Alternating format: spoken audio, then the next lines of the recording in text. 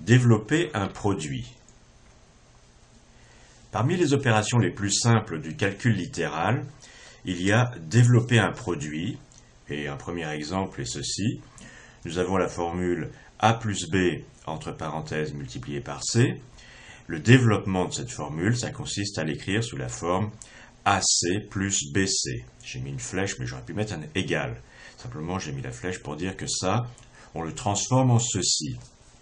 Et l'opération inverse, que l'on opérera assez fréquemment aussi, consiste à factoriser une expression. On a AC plus BC, et on la met sous la forme A plus B, entre parenthèses, multiplié par C.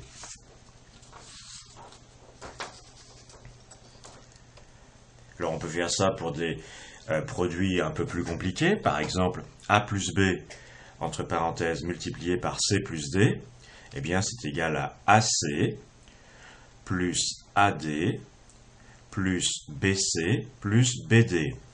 Je suis peut-être allé un peu vite. Comment on fait ça? Eh bien, regardons. Ceci, on va utiliser la distributivité de la multiplication, et donc on va éclater en quelque sorte cette partie-ci. Donc c'est égal à A fois C plus D plus B fois C plus D. Maintenant, le signe multiplié, je ne le mets plus.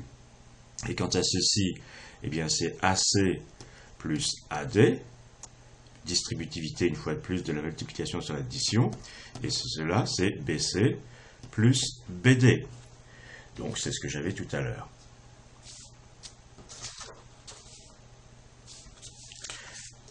Souvent, une des lettres, dans une formule comme celle qu'on vient de voir, représentera un nombre qu'on veut trouver. Dans ce cas-là, en général, on le note, ce nombre-là, x. Et voici un exemple extrêmement simple. On a la formule x plus a égale b. Trouver x. Bon, il ne faut pas être grand clair pour voir que x est égal à b moins a. Je prends un exemple. On sait que x plus 3 égale 2.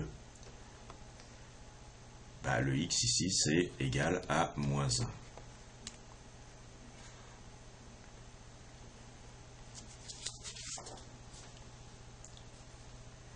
Souvent, la valeur x à trouver apparaîtra dans des formules contenant des expressions comme celle-ci. Alors ça aussi, on va le développer complètement. Eh bien, on utilise d'abord la distributivité, enfin on utilise un peu partout la distributivité de la multiplication sur l'addition. Donc ce x plus a multiplié par quelque chose, ça va être x multiplié par cette chose plus a multiplié par cette chose. Cette chose étant x plus b multiplié par x plus c, ce qui donne x au carré plus bx plus cx plus bc. Donc on a x fois ça, plus a fois la même chose. Alors on continue, je répète ce que j'avais tout à l'heure, x fois x2 plus bx plus cx plus bc, plus a fois la même chose. Et ça on développe encore, en multipliant par x chacun de ces termes. Donc on a x3 plus bx2 plus cx2 plus bcx. Et ici on a ax2 plus abx plus acx plus abc.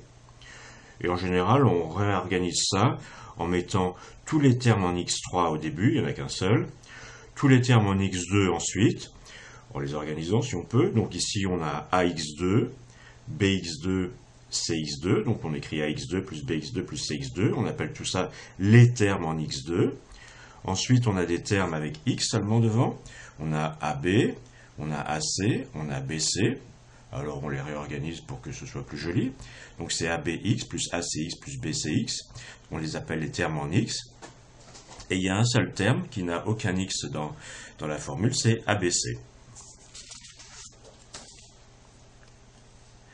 Et parfois, on refactorisera partiellement de la manière suivante.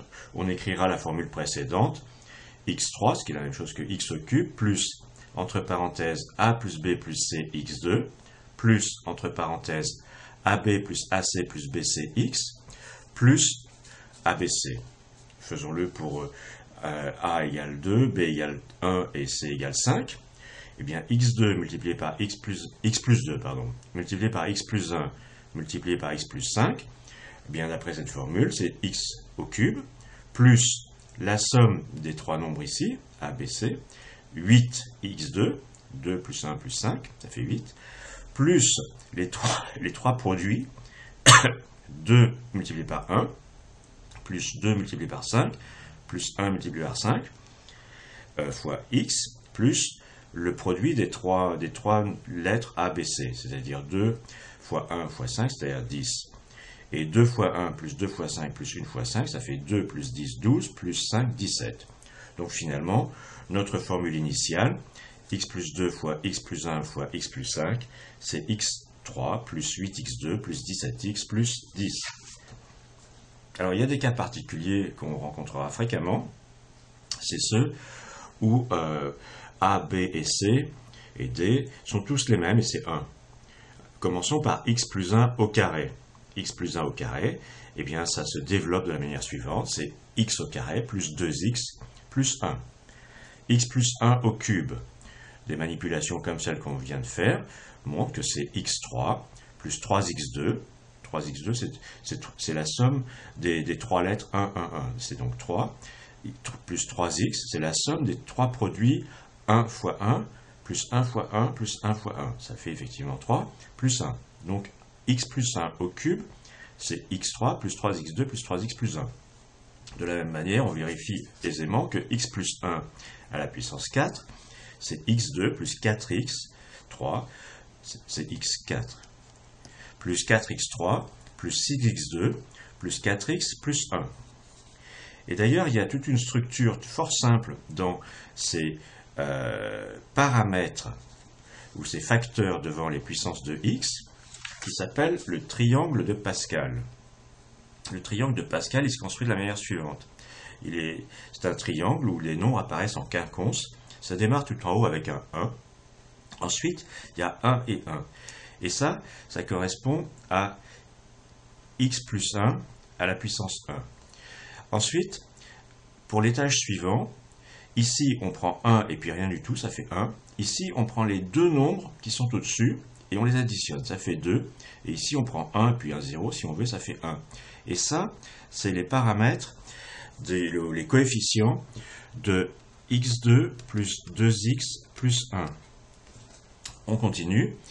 À l'étage en dessous, le premier nombre c'est un 1, c'est-à-dire 1 plus 0 par exemple. Le deuxième nombre c'est 1 plus 2, ça fait 3. Le troisième nombre c'est 2 plus 1, ça fait 3. Et le troisième c'est 1. Et ça, c'est le développement de x3 plus 3x2 plus 3x plus 1. Et on vérifie que c'est encore vrai pour le quatrième qu'on a vu tout à l'heure, qui est ici. Si ma flèche veut bien y aller. Voilà, x4 plus 4x3 plus 6x2 plus 4x plus 1. Eh bien, ces coefficients, ils sont là. Et ils sont obtenus, encore une fois, avec la règle du triangle de Pascal. Ici, c'est un 1. Ici, c'est un 4, c'est 1 plus 3. Ici, c'est un 6, c'est 3 plus 3. 4 et 1, etc.